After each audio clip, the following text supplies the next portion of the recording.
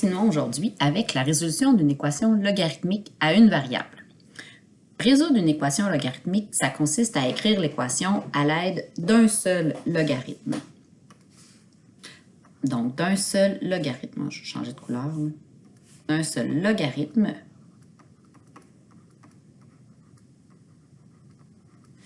pour ensuite la transformer sous la forme exponentielle équivalente.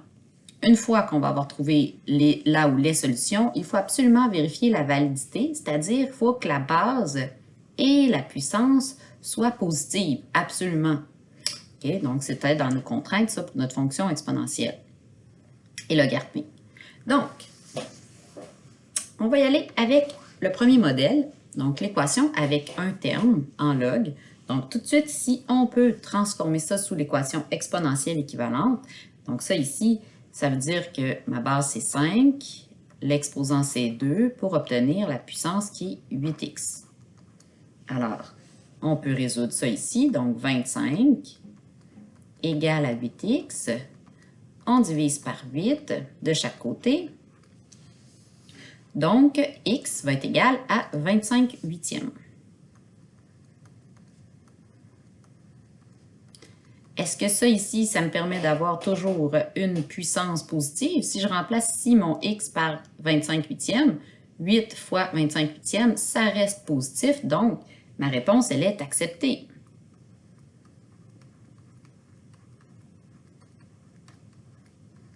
Merveilleux. On va aller faire la lettre C ensemble. Donc ici, souvenez-vous, lorsque c'est ln, ça veut dire que c'est la base E. Ici, je vais commencer par simplifier pour avoir juste un logarithme. Pour isoler mon logarithme, j'ai donc ln de x égale à 5 demi. Ln, c'est la base E, donc là, je peux convertir avec la notation exponentielle. Ça me donne donc E exposant 5 demi qui est égal à x. On pitonne, tout simplement, et ça donne 12,1825. Est-ce que cette réponse-là est acceptée? Oui, puisqu'elle est positive, donc je ne vais pas la rejeter. Okay? Pas besoin de l'écrire quand c'est accepté. Il faut le spécifier si c'est à rejeter, par exemple. Okay? On va aller tout de suite à la page suivante, voir le deuxième modèle. Donc, cette fois-ci, l'équation avec deux termes en log. On se souvient, hein, si j'ai log en base c de m qui est égal à log en base c de n, donc vous voyez que j'ai des logarithmes ayant la même base de chaque côté de mon égalité, alors je peux comparer mes puissances. Donc, la petite démarche ici, lorsque les logarithmes sont identiques, on compare les puissances. Lorsque les logarithmes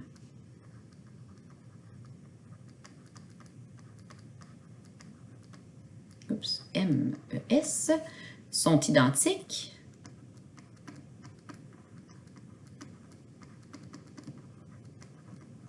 on compare les puissances. Dans les fonctions exponentielles, on disait toujours lorsque nos bases sont identiques, on compare les exposants. Mais là, c'est lorsque j'ai des logarithmes ayant la même base de chaque côté de mon égalité que je peux comparer mes puissances. Donc, on compare les puissances.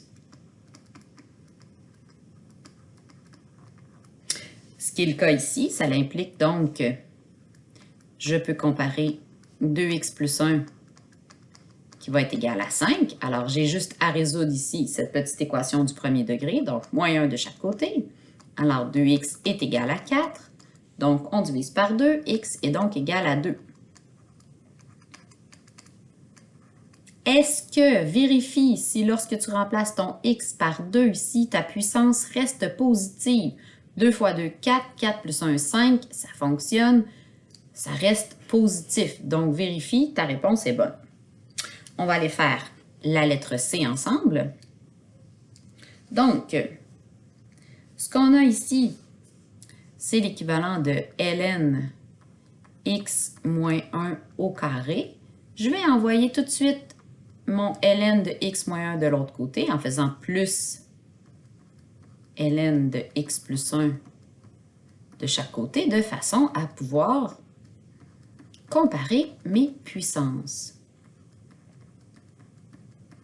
J'ai deux logarithmes identiques de chaque côté de mon équation, alors je compare mes puissances, ce qui veut dire que j'ai x moins 1 au carré qui est égal à x plus 1. Donc, on développe, hein? Mon binôme au carré, ça devient x au carré moins 2x plus 1 égale à x plus 1. Donc, on va mettre notre équation égale à 0 pour pouvoir résoudre une équation du second degré. Alors, moins x et... Oups, j'ai fait une erreur de retranscription. Regardez ici. C'est pas un plus qui va là. Faites attention, je voyais là que ce que je suis en train de faire, ça ne fonctionnait plus avec ce que j'avais dans mes notes. Donc, moins 1 ici, moins 1 là. Moins. Donc, ça va tout changer parce qu'ici, ça va devenir plus 1. Alors, plus 1. OK. Alors, j'obtiens x au carré moins 3x plus 2 égale à 0. On factorise, hein, on cherche deux nombres dont la somme donne moins 3 et dont le produit donne 2. Donc, moins 2 fois moins 1, ça va donner 2. Et moins 2 moins 1, ça donne moins 3. Donc, j'ai x moins 2 par x moins 1, qui est égal à 0. Ça veut donc dire que j'ai soit x moins 2 égale à 0, ou x moins 1 égale à 0. Donc, x va être égal à 2, puis x va être égal à 1. Est-ce qu'on a une réponse qui est à rejeter? Vérifions. Si je remplace ici le x par 1, 1 moins 1, ça donne 0. Est-ce que c'est plus grand que 0? Non. Donc, notre puissance ne peut pas être égale à 0. Peu importe la base affectée de l'exposant 0, ça donne 1. Donc, ma puissance ne peut pas être égale à 0. Je ne suis pas capable d'avoir une puissance égale à 0. Donc, ça ici, c'est à rejeter. Très important.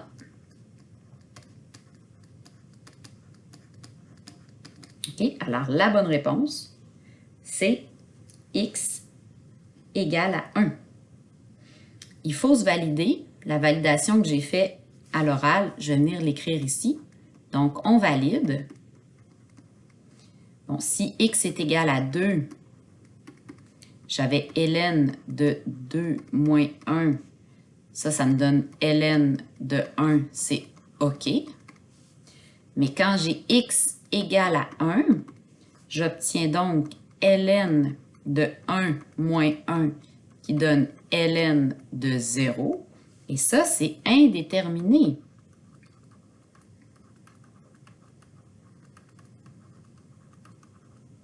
OK. E exposant quelque chose qui donnerait 0. C'est impossible.